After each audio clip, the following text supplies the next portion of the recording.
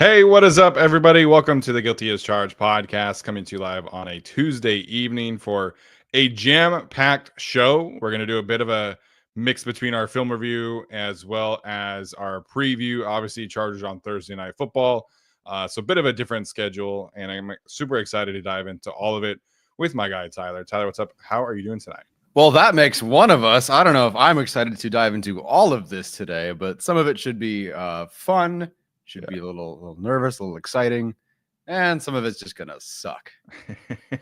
That's fair. That's fair. The Chargers can clinch a playoff spot this weekend if they beat the Broncos and get some other help along the way. So that's something worth playing for. Obviously, the Chargers are trying to avoid a 3-game losing streak. The Broncos are currently on a 4-game winning streak. So a ton to play for both sides. And I'm excited to see how it plays out. As a quick aside, before we jump in, Lorenzo Baltazar in here says bolt up. I'm bringing him up specifically because Brooke and I just watched Jingle All the Way, one of my favorite Christmas movies. And the wise man Baltazar just cracks me up when he's on fire and they kick him outside into the snow. It cracks me up every time. I don't know why I don't even remember that scene. When is this? When Arnold goes into to steal the toy, and then he causes a fire, and then he kicks it outside. Yes, then the guy picks it up. He's like, Balthazar. Yeah, I love that movie. Awesome. No, that's a great one. It's a classic. Every time the bomb blows up, it just cracks me up. Yeah, I love at the end too how they just like cannot tell that it's Arnold until he takes off of his mask. I'm like, how many people in Minnesota look like this guy? And he's like 7 feet tall. Like, get the Turbo Man. Yeah. Who's that? Yeah, I love it. I love it. Great Christmas movie. There's a few other ones that I love watching. So, should be an interesting time. Obviously, we are here, like I said, to dive into the Chargers film takeaways as well as the preview. Specifically, we wanted to kind of have a conversation about the Chargers defense. There's been a lot of dialogue among the fan base, among national media writers, about how they have performed specifically over the last 5 weeks. Now that the schedule has been a little bit tougher, they've obviously played the Bengals, the Ravens, the Chiefs, and the Buccaneers, which was not pretty on Sunday. So I think it's time to maybe kind of take a step back a bit and reassess where the defense is at. So we'll mention some statistics, we'll mention some conversations, and then we'll kind of figure out if it's time to panic about this unit. Do we still think they're a top 10 unit, etc., stuff like that. Kind of give a wide-ranging evaluation, because I do think it's being painted as a little bit of an unfair conversation with like just looking at the pure numbers and the splits and things like that. So that being said, between weeks 1 through 10, the Chargers were second in the league in defensive EPA per play and 4th in success rate. So by all accounts, it was a unit that was not revolutionizing, but Jesse Minter was pushing all the right buttons, and obviously the defense was first in scoring, and they were putting up historic points per drive statistics that we haven't seen in the NFL since like the 2002 Ravens. And so all these things are being hyped up and everything. I think it's important that we acknowledge that a lot of media members were like, oh my gosh, this Chargers defense, it's so good, it's top 5, it's the best, etc., etc. Since that point in week 11, basically, so the last 5 games, like I mentioned, they are 23rd in EPA per play and 23rd in success rate. They're still top in the league in points per game allowed, because they had that great average from the first few games. In the first 10 weeks, they were allowing basically like 13 points per game. That has dropped to, I think, 17 and a half. And so this is kind of where the defense is at. Now, media members are coming out and saying, like, see, I told you the Chargers defense not very good, because they're kind of struggling a bit in some of these moments against some of these better teams. So you look at the season as a whole, like I mentioned, they're first in points per game allowed, still tied. They're 8th in EPA per play and 8th in success rate. So when you zoom out a bit, that's kind of where things stand. So for you, Tyler, when we kind of look at how they've performed the last few weeks versus how they performed in the first 10 weeks, what's kind of what are you buying as real or fake? Do you think it's time to panic about this defense? Do you think it's kind of what you were expecting? Now that we've seen them go through the gauntlet, so to speak, where are you at with Jesse Minter's unit? I do not believe it's time for panic at all. It's maybe, panic relative to some expectations. I think if you were covering the team, creating content, diving into the team, and you were kind of blowing smoke up everyone's ass about this team or the defense, he said, yep, it'll be a top 5 team. And just because they have Jesse Minter and no more Brandon Staley, therefore it'll be an elite, awesome, ass kicking top 5 unit. If that were your expectations, I guess you do have to panic. For us, well, one, we were just hoping they'd be 20th in the league in EPA. But I think you and I settled, especially after it seemed like things were going well in the preseason, like average. Top, like 12 to 16 would be awesome.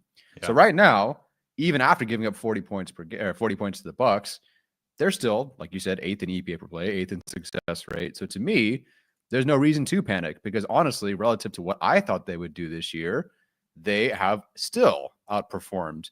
Now, of course, the last few weeks have been rough, depending on which week you've looked at, of course. But even against the top 10, the offenses they faced this year that were top 10 in the NFL and EPA per play that are top 10. So that's the Chiefs twice, the Bucks, the Cardinals, the Ravens. I might have missed a team in there. And the Bengals, they're still, not that it's great, but only allowing 25 points per game, which is kind of inflated by the Bucks game, which they gave up 40 points. Giving up 40 points is giving up 40 points. But for the most part, they've done a pretty good job. I mean, I think everyone's like, oh, see, the Chargers defense is not for real. I'm sorry, but they held the Chiefs to under 20 twice this season. And the Chiefs players have openly talked about how it was actually almost a surprise. Like they threw them off. The Cardinals, who are 10th in EPA on the season, they held them to 17 points with an offense that wasn't doing jack squat. So not that every week's been great. Against the best offenses, they've been the worst. So the Bengals, the Ravens, and the Bucks, I think they're top 5 or top 6 in EPA, all 3 of them. So they've been the worst against those teams. But this defense is still, quote unquote, for real. I at least think that Jesse Minter is for real.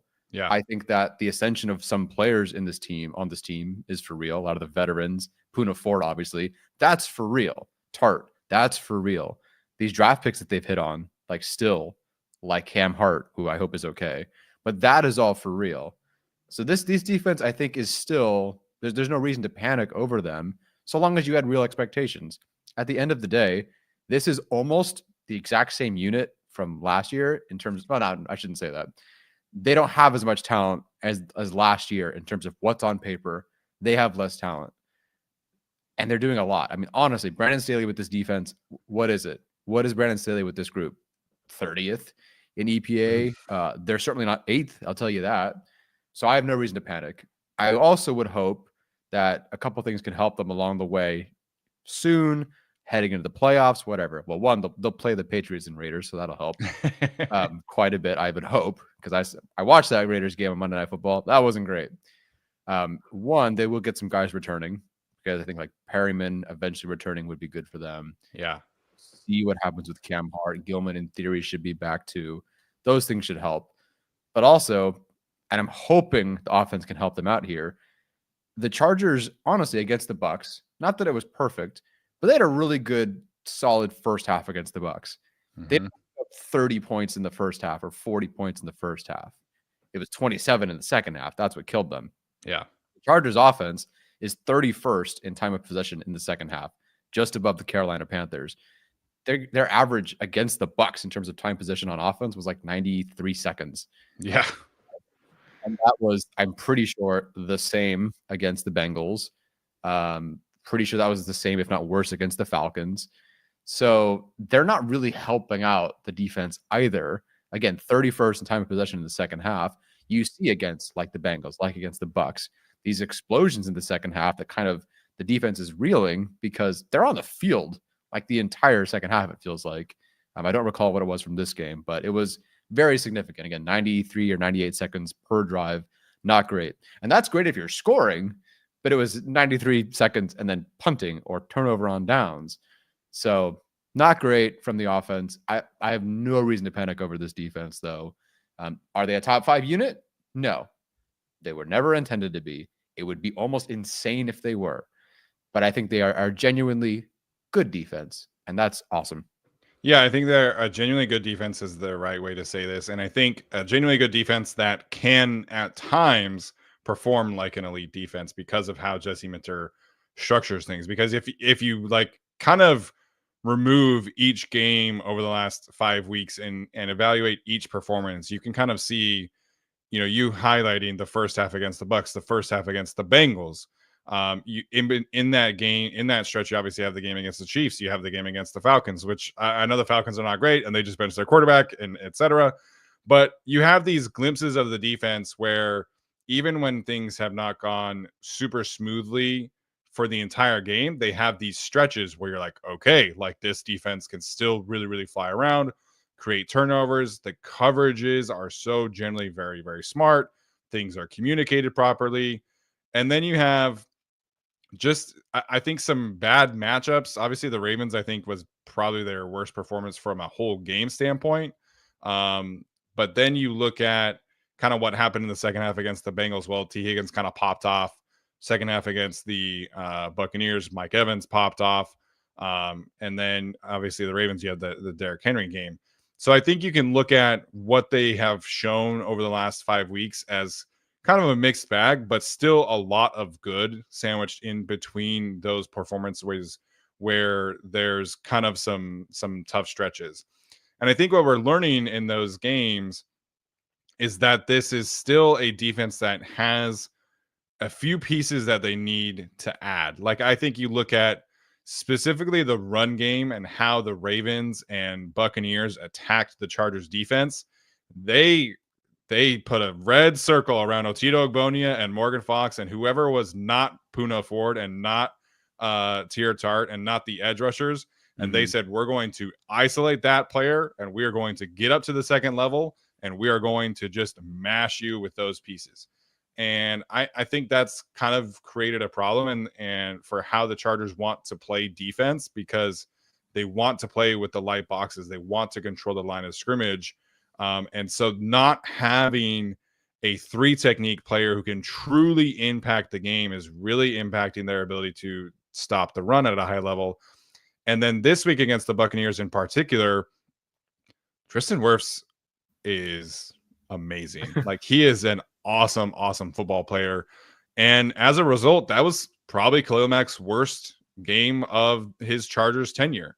And so when you don't have Khalil impacting the game at the same level that he usually does, and you don't have a 3 technique, that's half your defensive line that the opposing offense is just isolating. So I think that's a key thing. Christian Fulton's been up and down. Cam Hart has dealt with concussions and an ankle injury over this time. I think that has impacted things as well. And so you're seeing some of these teams kind of isolate the Chargers' specific weaknesses.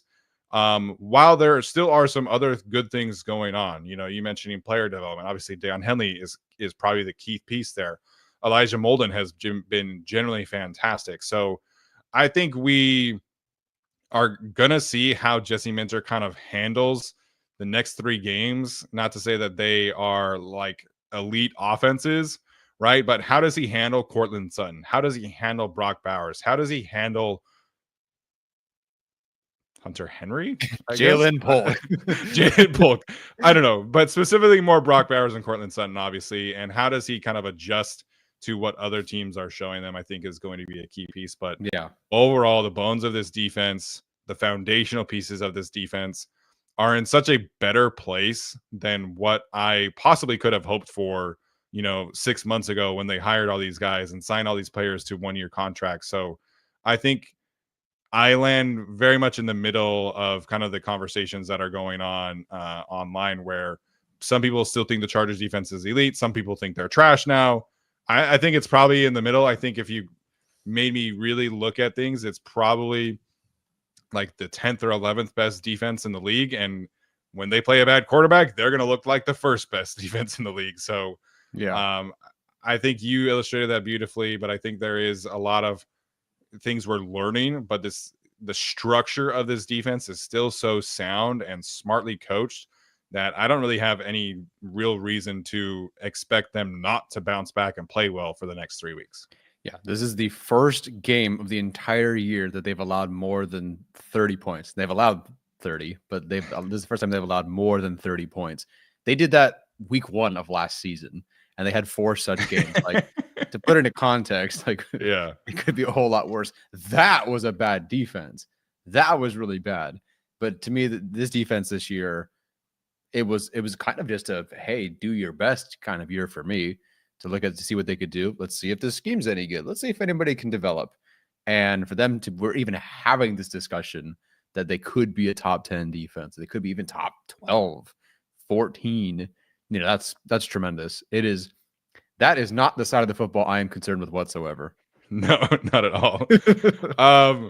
The thing about the Bucks game that I think is worth pointing out as well is like they had a lot of opportunities to limit the explosive plays of the Buccaneers offense. Mhm. And for whatever reason, on Bucky Evering's, 54-yard run, Elijah Molden and Troy Dye kind of run into each other as they're about to go make the tackle. And then Bucky, pops off for 50 yards. Obviously on Mike Evans' 50-yard play, Tariq still misses a tackle and just completely misfires his target zone. Yeah. There were some other things, just like some weird misses. Like Derwin James took a really bad angle against Rashad White on a run that he popped for 15 yards. Yeah. It was just some mistakes that we're not really accustomed to seeing from these players. And so, the offensive coordinator for the Buccaneers called a whale of a game. That dude, honestly, golf clap him for sure. He was pushing all the right buttons, but at the same time, the Chargers just made a few mistakes that we're not accustomed to seeing. And I think that was part of it. The Buccaneers offensive line deserves a lot of credit. I mean, Luke Gadecki, like I mentioned on the show, I was super impressed, unfortunately, with what he put on tape against the Chargers edge rushers. So Yeah. if you have a great tackle duo like the Bucks do, I guess, the Chargers defense is going to be in for a struggle bus because the edge players were basically a non-factor, across the board for the first time all season. So that was a hat tip to those two players, Tristan Wirfs, Luke Gadecki, hat tip to Liam Cohen.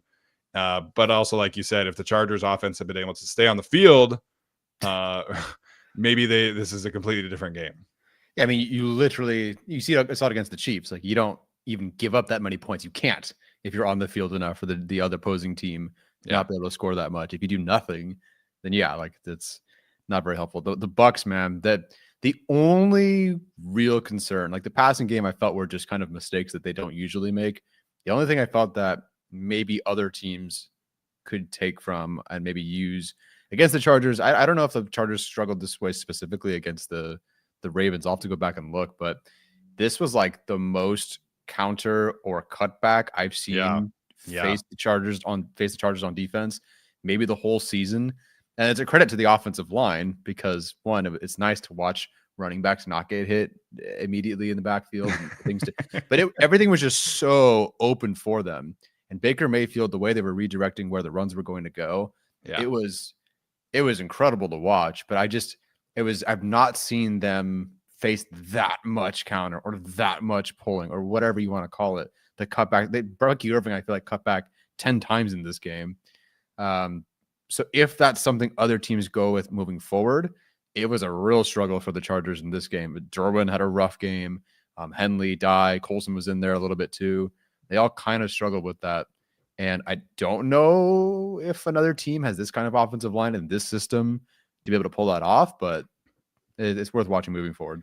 Yeah, they would do this awesome concept. Again, everything was set up so nicely from the Bucks offense. I was really jealous watching it. They would do like a mini orbit motion with their tight ends. So they would have them loop around the quarterback and then kind of turn the angle towards where a normal tight end aligns. And they would run a cutback off of him, they would counter off of him, or run behind him, or use that player as an outlet for the pass catcher.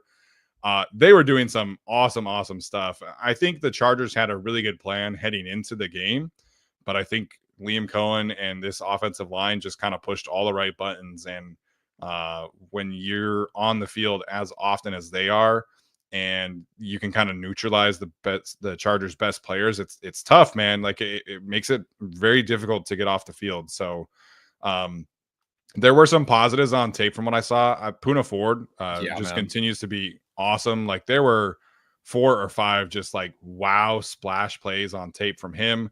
I thought Tier Tart had a really outstanding game. I thought Troy Dye actually played pretty well.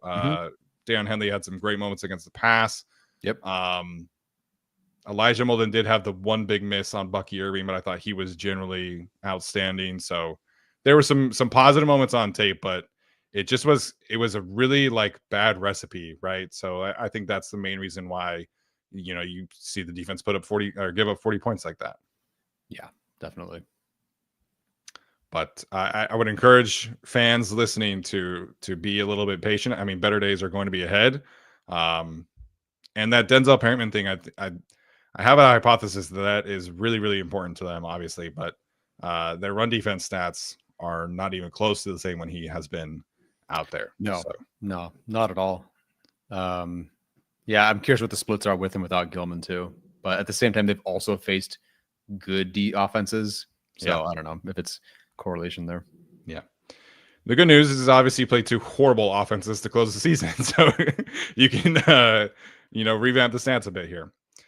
Okay, before we get into our Broncos preview, of course, have to tell you guys about our friends over at PrizePicks, the best and easiest way to consume daily fantasy sports. Obviously, we are coming down the home stretch of the NFL season. We just have 3 more NFL games, but we do have, obviously, the college football playoff starts this week.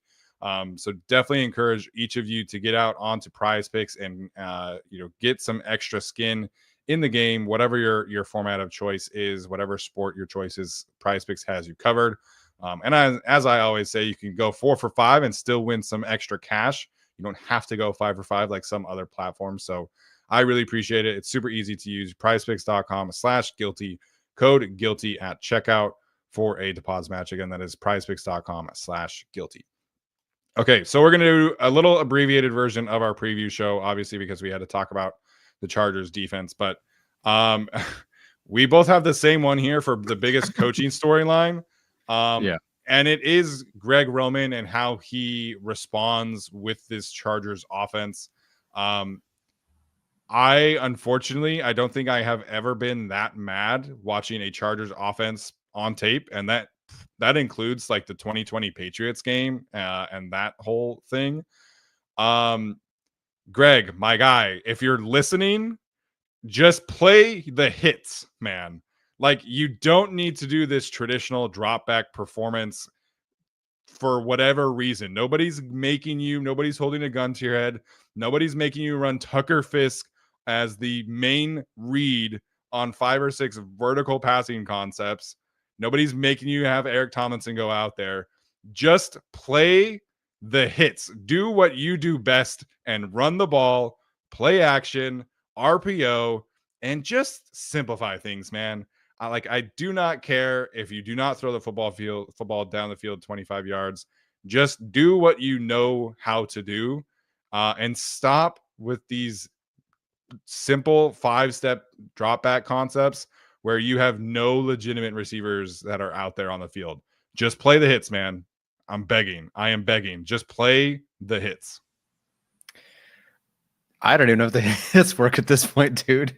I will respect him so much more if he just runs the football 40 times a game, because he knows he knows he can call like a good run concept, because the traditional passing game, it's the worst in the league. Like, it is so bad out there right now. When they ask Justin Herbert to 5-step, 7-step drop without play action, it is horrible. It is horrible. That game film stunk. I did not watch the 2020 film. I can recall that it was pretty terrible and being very frustrated with how often Herbert was getting hurt. But at least he was, as far as I'm aware, healthy in those games. This has got to be one of the worst that I've watched. And what makes it so infuriating is what we discussed after the game. We know Herbert's hurt. We know he's limited. You know, your pass catchers are hurt or limited. No Will Dissly. Ladd McConkey couldn't play, the entire game, wasn't 100%, was questionable going into it. And just to watch no run game, no effort at a run game, and then no execution in the run game. As I said, their second half success rate was 0%, which is insane to me. But then, okay, at least, maybe if nothing else, you are a trenches organization and you will pass protect and you will block for Justin Herbert. For the most part, it was not a tackle issue. I'm about to sneeze. Of course, I'm about to sneeze in the middle of my monologue here. Anyway, but they couldn't even do that. Yeah. They couldn't do that. There was not any semblance of a passing game that reflected the situation they were in or the health of their quarterback or the play of their interior offensive line. I mean, I feel like you have to know your quarterback's hurt and this interior offensive line is struggling. Like, what did we think going into this game? It's Vita Vea. Like, it's not like there was some unknown guy. You know, if the Cardinals stunned you and that was your game plan and they just stunned you, hey, you know, shit happens. Vita Vea, Kalijah Cansey, Yaya Diaby, like, this isn't a bunch of crap. This isn't a crap defensive line across from you. And your interior is not playing great. Oh, and Zion didn't even play the whole game. So it's not even like you had your original game plan. You had to kind of throw some things out. You'd think the same 1, 2, 3, 4, 5. Look for somebody to get it open. Bam, Herbert gets hit. It is unacceptable. Watching as many hits as we did, I cannot believe Herbert was hit more than they ran the football. That is a problem. Yeah. I don't understand. I hated it. I hated watching most of it. I'd say like the first half had its moments for sure. Obviously, they scored points. But the second half was dreadful. I hated watching it. And I just want to see in this game if Greg Roman and these coaches can do anything to keep Justin Herbert alive through the next 3 games. Like, he's just going to keep getting hurt. I mean, the hits that he was taking in this game, nobody's open. Nobody can pass protect. Nothing's open. There's no screens for me. There's no easy outlet for me. What do? I don't know. I guess I'll hold on to it. Bam, bam, bam, bam. Hit. And you see him, especially when you watch all 22, he's on the ground for like 5 seconds on 7 or 8 plays in pain. Yeah. You can see him in pain on the ground. So Greg Roman, coaching staff, offensive line coaches, whatever, do something for your quarterback, man. Yeah, I tweeted the clip out of the 4 verts with Tucker Fisk and Eric Tomlinson, and it rightfully is blowing up. But there were multiple times where he's just straight drop back, and first read is a tight end who cannot catch the ball, or if he can catch it, can't move after the catch. You know, they went like 2.5 quarters without targeting Ladd. Like, it's inexcusable to me that they don't even like lean into the things that they do well. They're trying to run this offense as if they have Mark Andrews and Isaiah Likely, and it's newsflash, guys, you don't have those players. The other aspect of things, you know, I mentioned the Buccaneers, like they're motioning, they're getting these tells, the formations, everything like makes sense because you're trying to get the defense to express their coverages. There was a time where the Chargers did a straight drop back of mass protection and no motion, no play action, no anything. And Quentin Johnston and Lamakonki run about 15 yards and they turn around like they were expecting man coverage. And the Buccaneers they dropped 8. There was literally nowhere to throw the football. And so Justin tried to extend a little bit to the right. And eventually, like, Kamani got out and they tried to check it down to him. But there were 3 guys around him. So it went off of his hands and he was not even able to catch it. And that was it. And the passing structure, it doesn't make any sense to me, like what the plan is. I don't feel like there was a plan heading into the game. So that part was really frustrating. The way that the pass protection design was coordinated was extremely frustrating. There were multiple times where the Chargers would max protect, have 6 or 7 guys in, and they would have 4 of the 7 not blocking anybody. And then there's a free rusher, Levante David, and he lands right on Justin Herbert's ankle, his bad ankle. And I'm like sitting there, and Gus Edwards and Scott Matlock are just chilling, doing nothing. Like they're just on the left side, like blocking air. It drove me nuts because the defense, everything is coached so well. Everything is set up so well. They are consistently communicating and putting players in the right position. And then the offense, it's a disaster right now. If they can't play action and RPO, they cannot throw the football with Justin Herbert at quarterback. So it's extremely frustrating. The Buccaneers secondary is not even very good. Like they have a worse secondary group than almost any team that the Chargers have faced this season. And they couldn't move the ball. They couldn't get open. So it's a really, really bad spot. And so for me, like I understand, like, you know, you don't want to have so many tendencies where if Tucker Fisk is out there, you're gonna run the ball. Like, but I don't care. I don't care about tendencies. I care about keeping Justin Herbert healthy and getting him to a potential playoff game healthy. And right now, their traditional drop back game is it's like actively endangering him to be injured. So it's you got to run the football. I don't care if it doesn't work. I literally could not care less if you average 2 yards per carry tomorrow night or on Thursday night.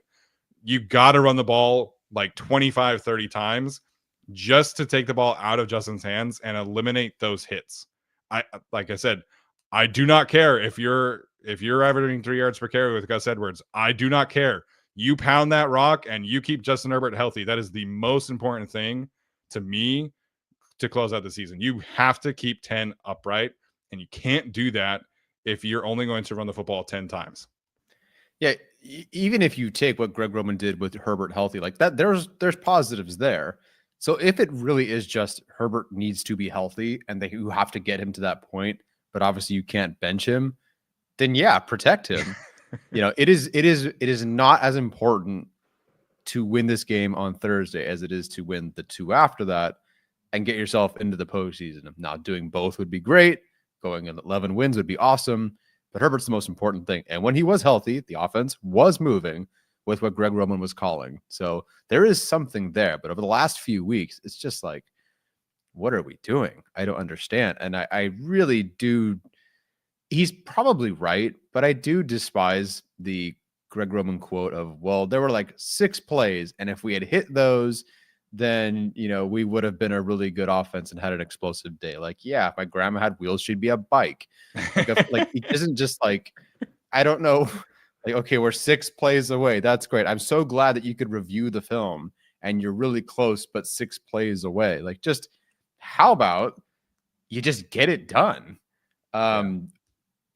The Buccaneers, I don't think, maybe you feel differently, I don't think there's such a dramatic difference in the Bucs offensive line and running back core and tight ends that they could be so much better than the Chargers. If you want to acknowledge that they're a better unit, fine. But they shouldn't be that much better. But watching them, I mean, even just the little different ways they'd window dress some things. Sure, they might have run counter every other play, or there was a cutback every other play. But they were all just a little bit different, and they all worked. I don't see why the Chargers shouldn't be able to do that and run that. There you go. Yes, if my grandma had wheels, she'd be a bike. I don't know where I stole that from, but it's definitely not my quote. I don't know why the Chargers can't do that. I can't be any more successful than they are. I don't know. This offense, I think you said it best. It's like actively getting Justin Herbert hurt. At minimum, it's not really playing to his strengths, but it's just going to get him hurt. If you want to go ahead and straight drop back against this Broncos defense, which seems like they have a better secondary than the Bucs, because the Bucs have like the worst secondary, especially with Winfield hurt. I don't know if Herbert's getting out of that game. I really don't. Yeah, so Patrick Surtain has been a full participant in practice this week, so he's playing for what that's worth. So to me, it's a matter of survival at this point, and it's that time of year where teams should know what they do well and they should know what they don't do well, and most of these teams are starting to really lean into what they do well. And the Chargers, like, I understand the run game's not perfect, but there were a couple of Gus Edwards runs on Sunday that looked good. There were a couple of Kamani runs that looked good. Yeah. And then they get into the second half, and as soon as the Buccaneers made it 20-17, it was like, okay, we're not running the football anymore. I'm like, bro, you're down by 3.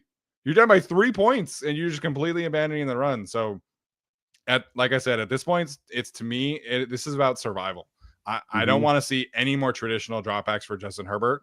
until they prove that they can actually run them with more effectiveness. And yes, for those who are like Greg Roman defenders and be positive and everything like that, yes, like the personnel has not been great. Ladd missed a game. You don't have Will Dissly, etc. Quentin missed a game. All that stuff is very, very true. But again, nobody is making him run 4 verts with Tucker Fisk and Eric Tomlinson. That doesn't have to be in the playbook, So it's about adapting to who you have. It's about adapting to the status of your quarterback. And if you run the football, play action, spam RPOs, you can have a successful offense with Justin Herbert at quarterback.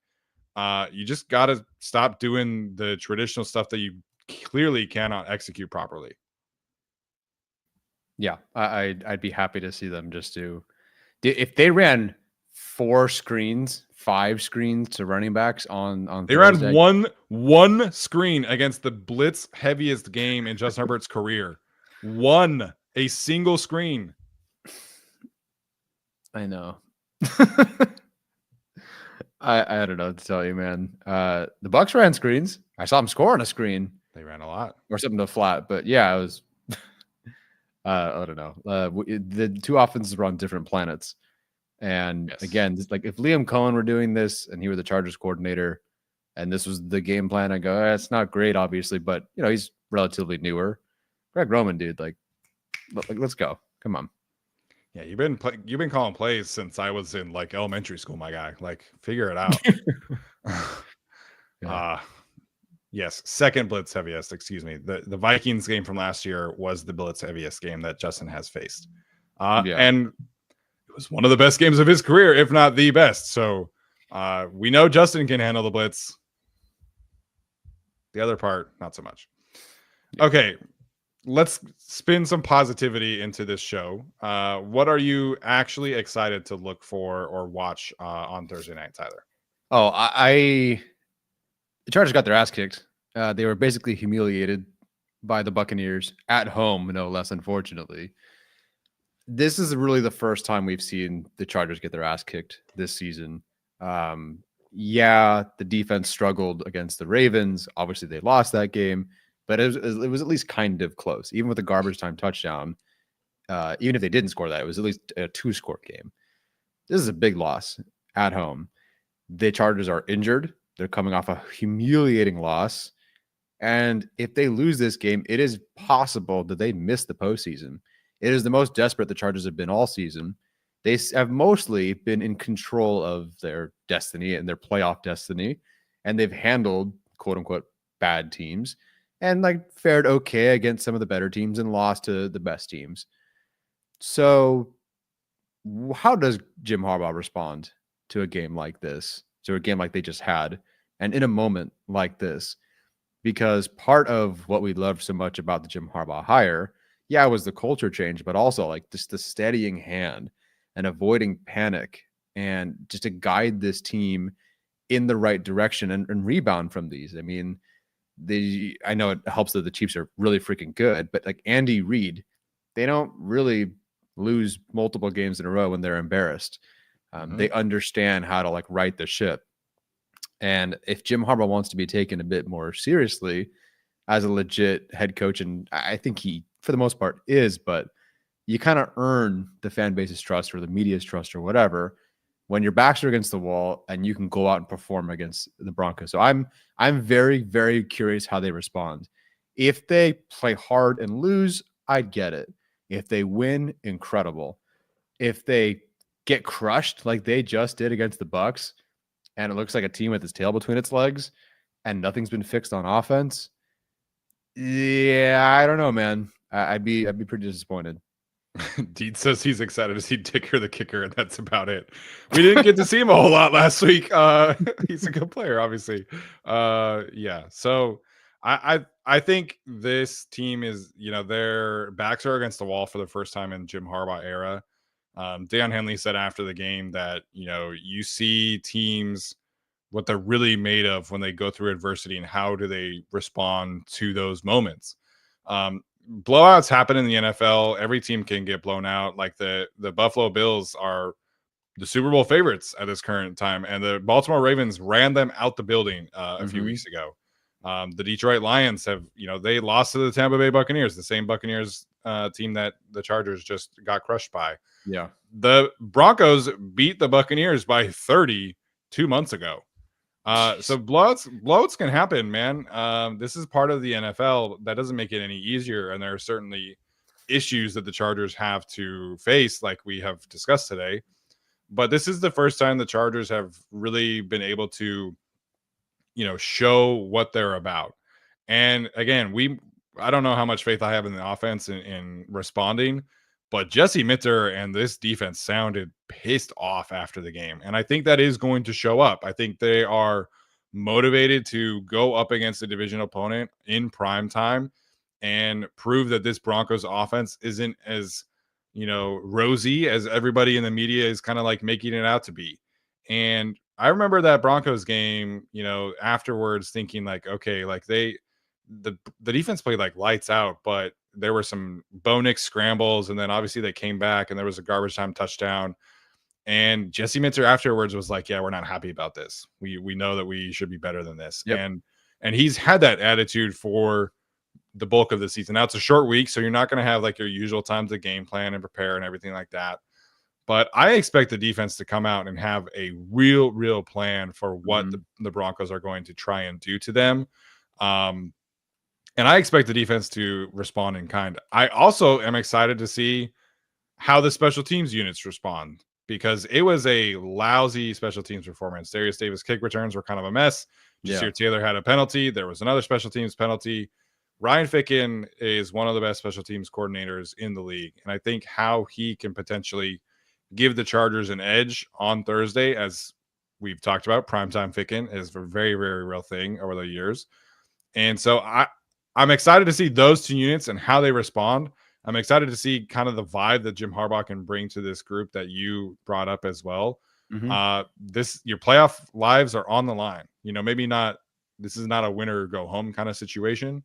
But if you lose to the Broncos, you're staring down the 7th seed and a trip to Buffalo. And I know the Chargers are not caring about that, but you want to get ahead of the Broncos. And I think the Chargers would at least acknowledge that. So yeah, this is a imperative, huge game for the Chargers' playoff chances, their seeding chances. And it's the first time we can see Jim Harbaugh really, kind of come out and put his stamp from an adversity standpoint of so far this season. Yeah, so obviously glad you brought up the defense too, because I do believe they're going to respond. I do believe they're going to play well enough. Again, it's not, we'll see about the health status of some of these players. Cam Hart, obviously, Elijah Molden, these guys, uncertain, but yeah, I do think they will, they're not going to give up 40 points. I am confident that's not going to be the case. Maybe they lose. It won't be 40 points. I don't think. Special teams.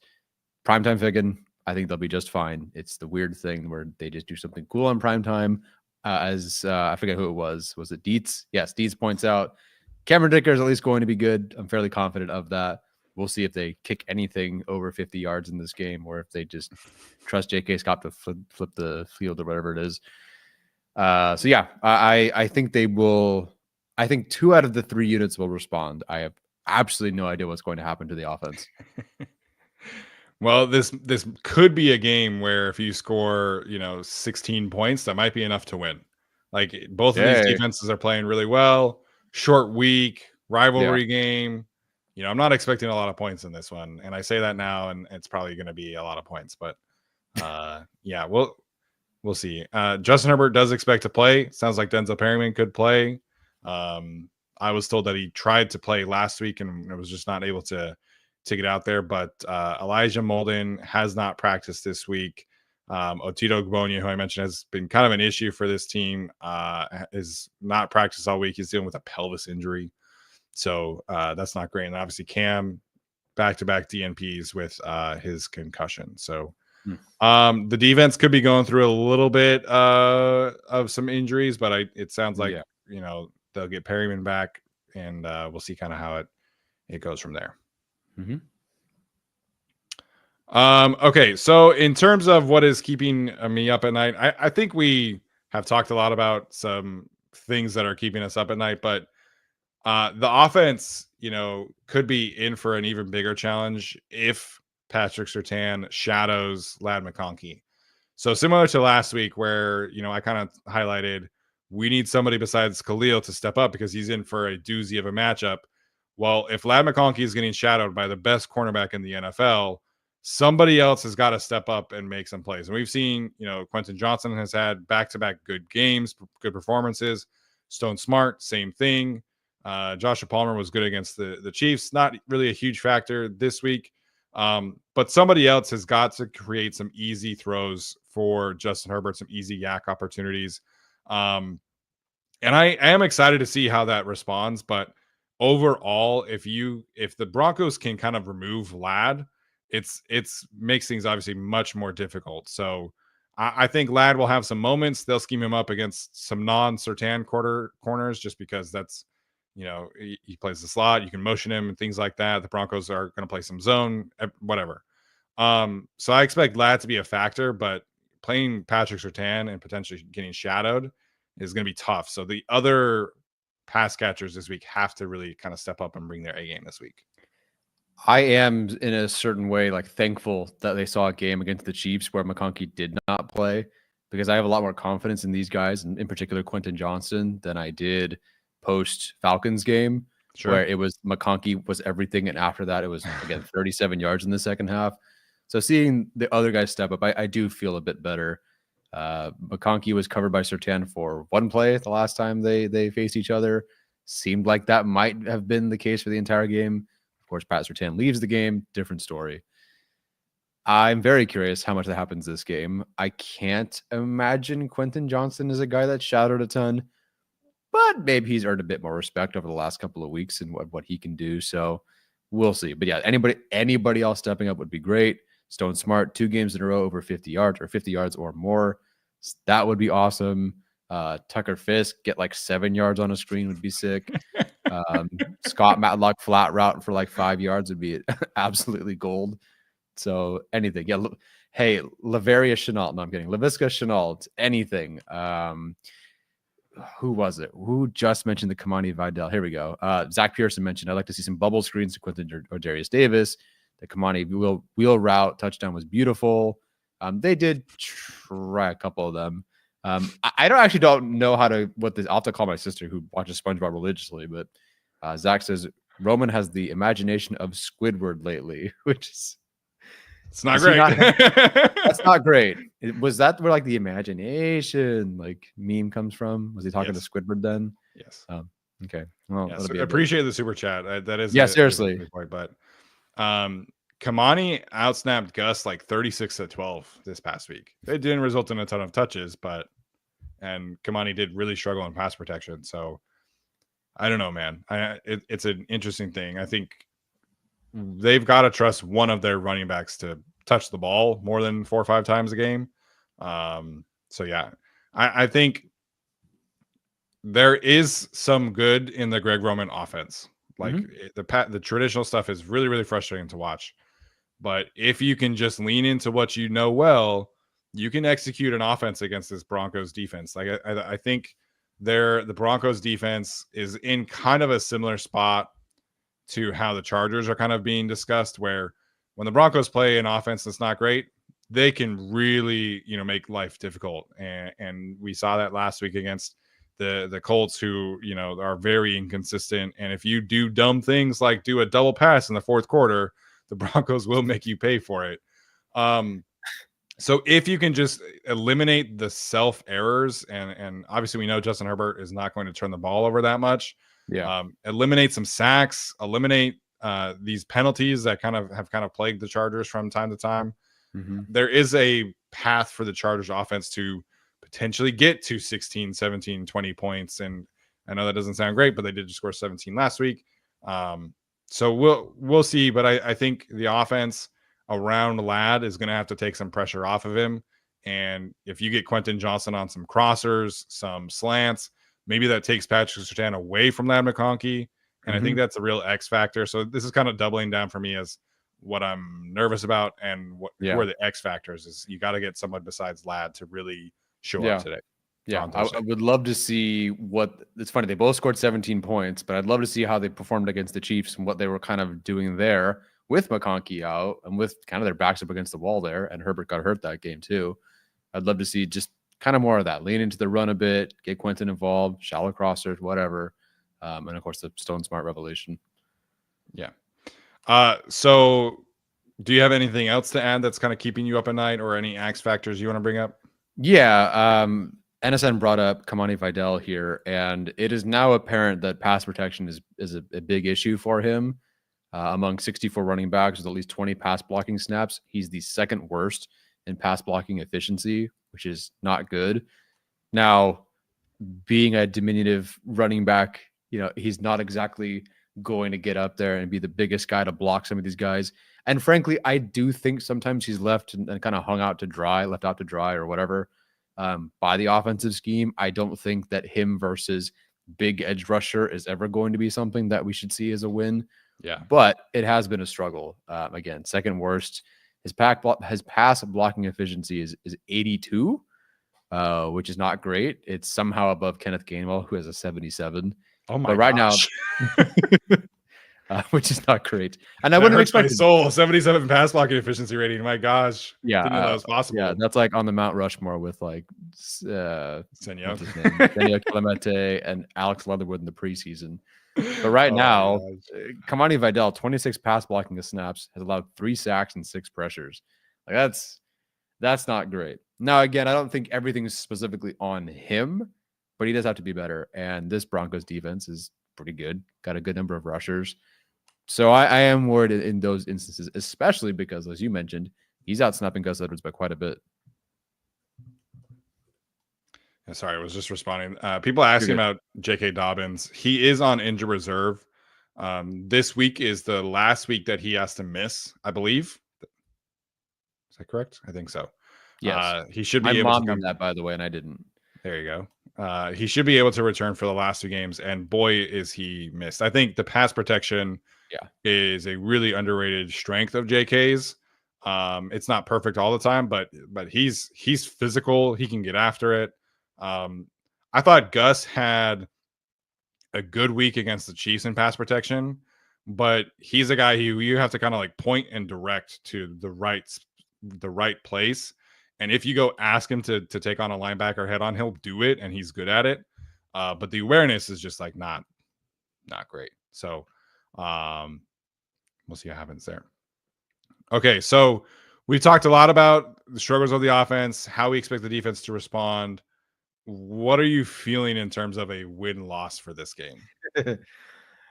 Oh man, it might come down to the injury report for me. How do I feel about this game? I don't know, Steven. I hate that you went to me first on this one. I wasn't really prepared with an answer yet. Sorry. No, you're good. There's a question I can ask in the chat if you want to stall for a bit. Sure. I will. Okay. I did handstands for Harbaugh for a reason. I think they will rebound and win this game. And they will win 17-15. Yeah, that's about how I feel as well. I think this team is really gonna be backed into a corner. I have zero confidence that this offense can put 20 plus points on the board. But we've seen this defense give them some short fields. We've seen Darius Davis give them some short fields. I think they can do just enough to score 17, 18 points. And I think the defense will hold their ground in this one. So we ranted about the offense for quite some time. If you're listening to this show, you know that we have no faith in the offense right now. But the defense, I think, is going to respond, and I think they will kind of carry the day for Thursday Night Football. All right. I like it. There was a question in here somewhere, and I missed it. So I am curious if you felt this way or noticed it. It was about the energy of the defense. From Don Cheto. Did anyone watch the Harbaugh press conference where he said he didn't sense the energy when Minter said he brought it up while reviewing film? I did not listen to the press conference today, so I'd have to go back and watch. I don't know the context, the full context here. Yeah, I don't know either. I don't know if he felt that the defense didn't have the energy on film.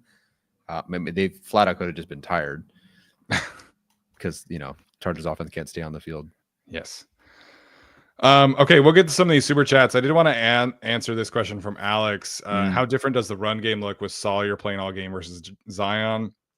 The run game changes drastically for me. I think their real strength on the ground is when they can do some outside zone toss concepts, counter concepts that specifically highlight the athletic traits of Zion Johnson.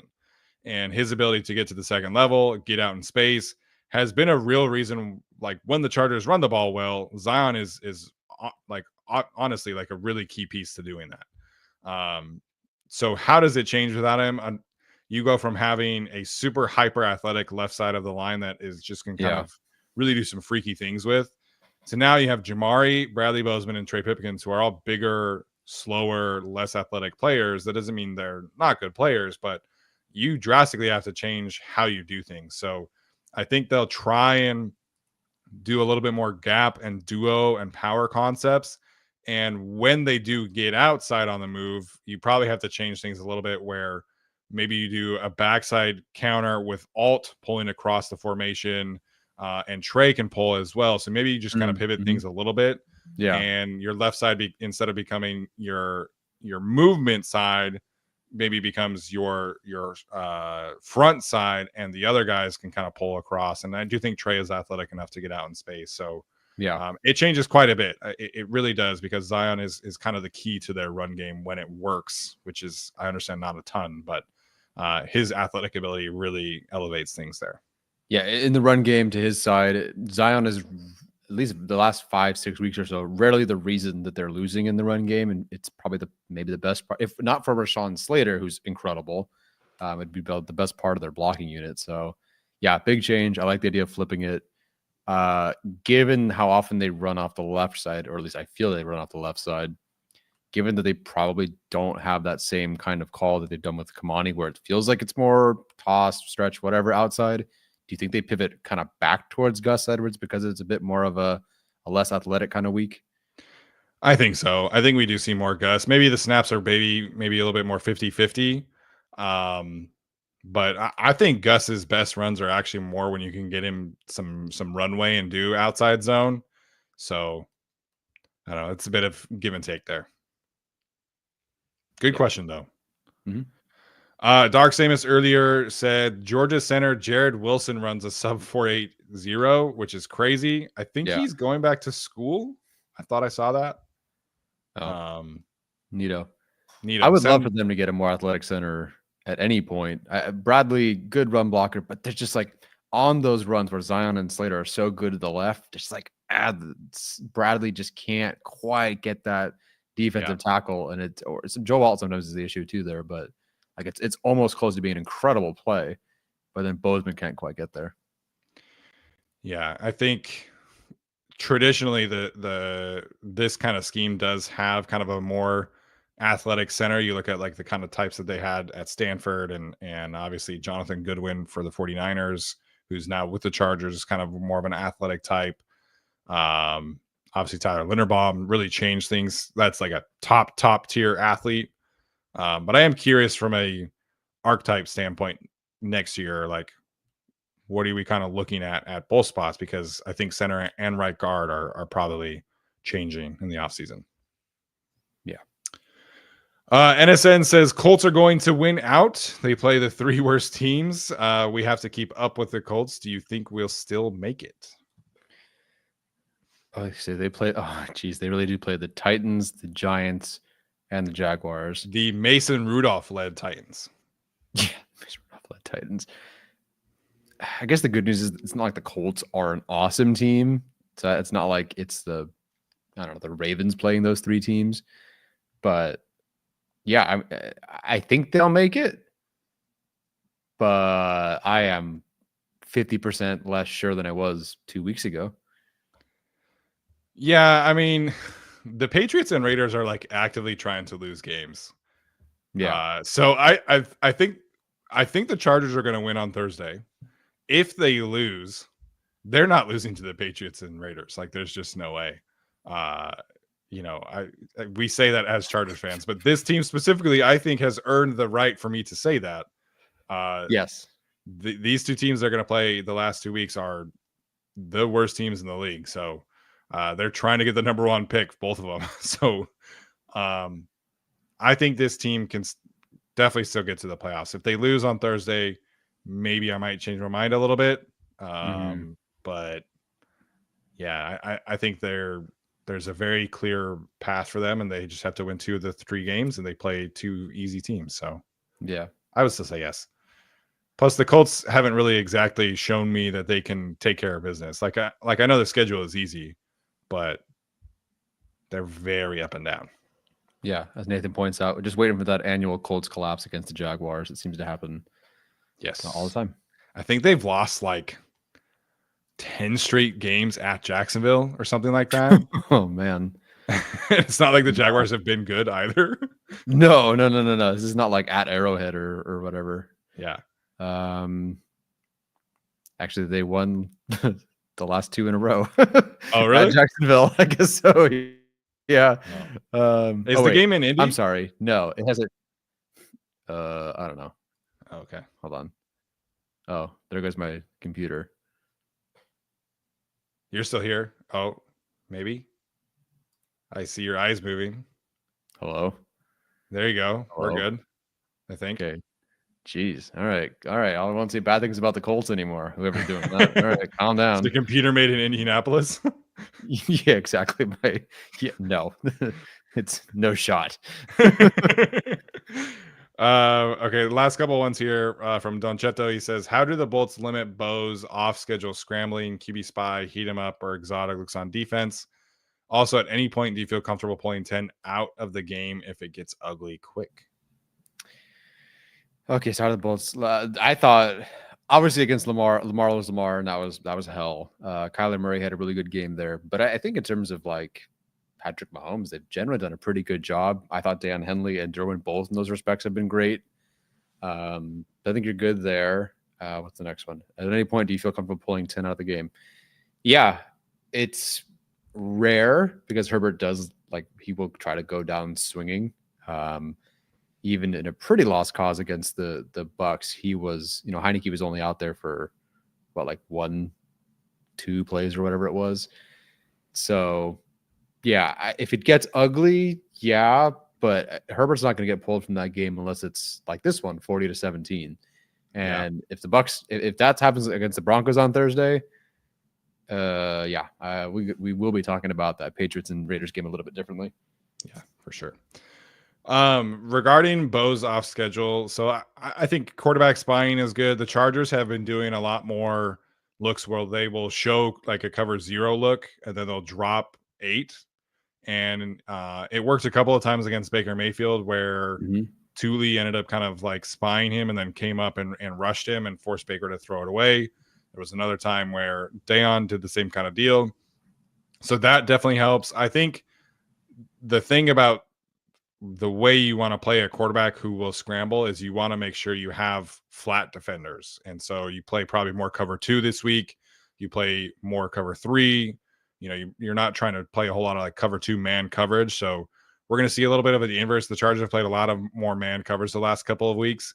We probably see them get back to some cover 2 looks, back to some, drop 8 looks, and you allow the Chargers defenders to be able to rally to Bo if he scrambles out. So you do all of the above. You blitz him. You mix up looks.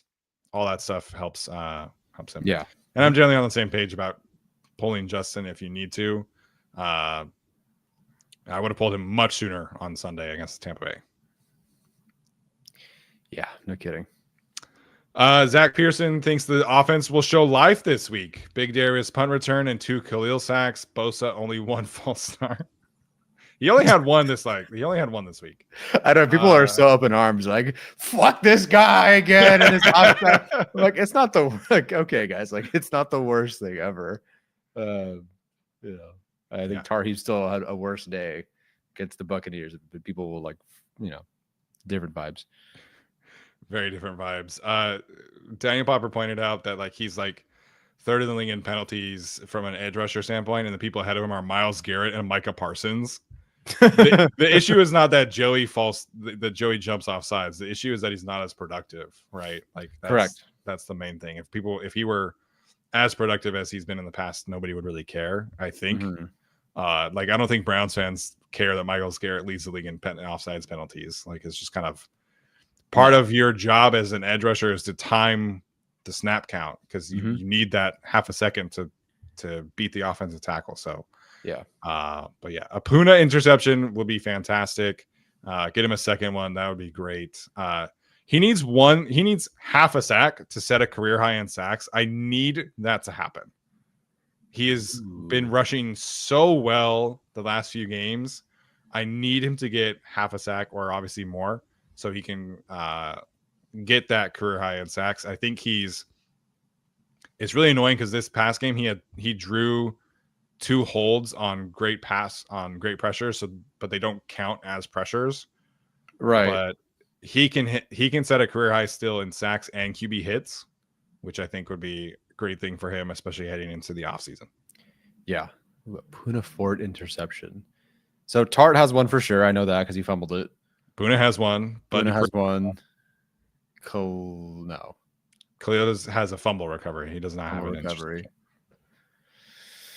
2 Khalil sacks though. Okay. Yep. I like that. Both only one false start is still really funny. Yeah, okay. Puna Ford interception. Let's do it. Solidify that Pro Bowl campaign. Yes. Need it. Go vote for him. Oh, we got another one. Okay. Alex S with 2 X's just wanted to say this Bucks loss was on me.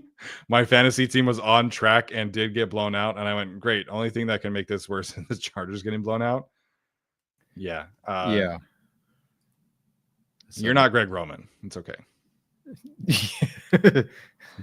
Unless this is Greg Roman sending us a $10 super chat. I appreciate it. Thanks, Greg. This is burner. Yeah, I get it. I'm glad I did not go. If the Chargers lost 40-17 and I was there with my dad, we would have been shot in the parking lot. Like I would have been locked in a porta potty and just like launched into the sun. Yeah. So glad I wasn't there.